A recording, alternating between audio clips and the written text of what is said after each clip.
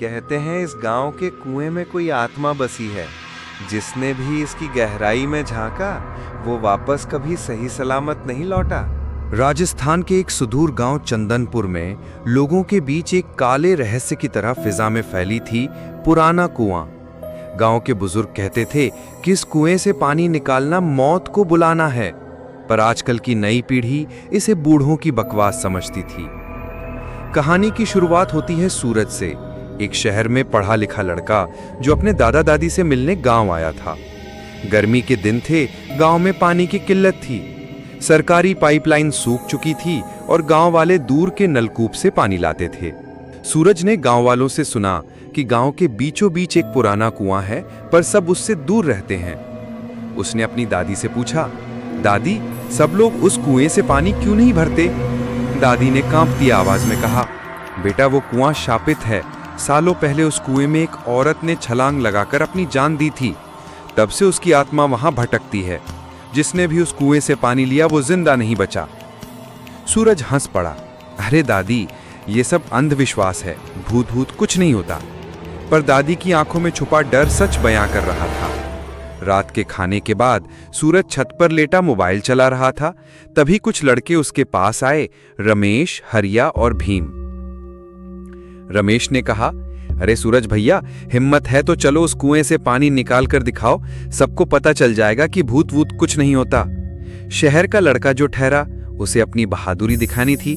चलो अभी चलते, सूरज ने कहा। गांव के कुत्ते भौंक रहे थे। रात में हवा सन्नाटे को चीरती थी। आधी रात में चारों लड़के टॉर्च लेकर कुएं के पास पहुंचे। कुआं जर्जर था, उसकी दीवारों पर पीली काई जमी थी। सूरज ने रस्सी में बाल्टी बांधी और कुएं में डाल दी। बाकियों के रोंगटे खड़े थे। रमेश फुसफुसाया, कहीं सच में आत्मा निकली तो? भीम कांपते हुए बोला, चुप कर, सूरज भैया शेर हैं, कुछ नहीं होगा। जैसे ही सूरज ने पानी से भरी बाल्टी ऊपर खींची, चारों ने राहत की सांस ली। देखा, कुछ नहीं हुआ, सूरज ने हंसते हुए कहा। पर तभी ठंडी हवा का झोंका आया।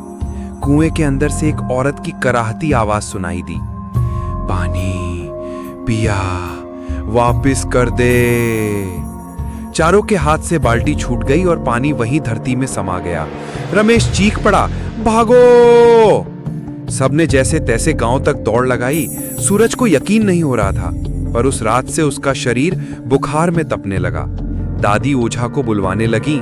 सूरज बिस्तर पर पड़ा पड़ा बड़बड़ाने लगा, मुझे माफ कर दो, मैं पानी वापस कर दूंगा। गांव के ओझा ने सबको बुलाया। उसने सबको बताया, इस कुएं में जिसने छलांग लगाई थी वो औरत थी गौरा, जिसके पति ने दहेज के लिए उसे जला डाला। जलती हुई गौरा कुएं में कूद गई, तब से उसकी आत्मा तड़पती है। वो अपने हिस्से का पानी किसी को नहीं लेने देती। ओझा ने कहा, सूरज को बचाना है तो गौरा को उसका पानी और सम्मान लौटाना होगा। अगले दिन गांव के सारे लोग कुएं के पास इकट्ठा हुए। सूरज को खाट पर लिटाकर कुएं के पास रखा गया। ओझा ने मंत्र पढ़े। सूरज की मां ने गौरा की आत्मा से माफी मांगी। दादी ने कुएं में दूध और गंगा जल डाला। सभी ने मिलकर वहां एक छोटी सी गौरा देवी की मूर्ति भी स्थापित की, ताकि कोई औरत फिर कभी अपमानित ना हो। सूरज की सांसें धीरे धीरे सामान्य होने लगी। उसकी आंखें खुली। गांव वालों ने चैन की सांस ली। कुएं का पानी लेने का लालच इंसान को मौत की दहलीज तक ले गया। सूरज की बहादुरी अंधविश्वास नहीं बल्कि अति आत्मविश्वास साबित हुई। गांव ने सीखा कि जिन जगहों का इतिहास दर्द से भरा हो, वहां का सम्मान करना चाहिए। गौरा की आत्मा को सम्मान मिला। गांव ने उसे देवी का दर्जा दिया। अब गांव में हर साल गौरा देवी के नाम से पूजा होती है और लोग कहते हैं कि पानी की किल्लत तो खत्म हो जाएगी, पर किसी की आत्मा से खिलवाड़ मत करना, वरना शापित कुआं फिर जाग जाएगा। धन्यवाद।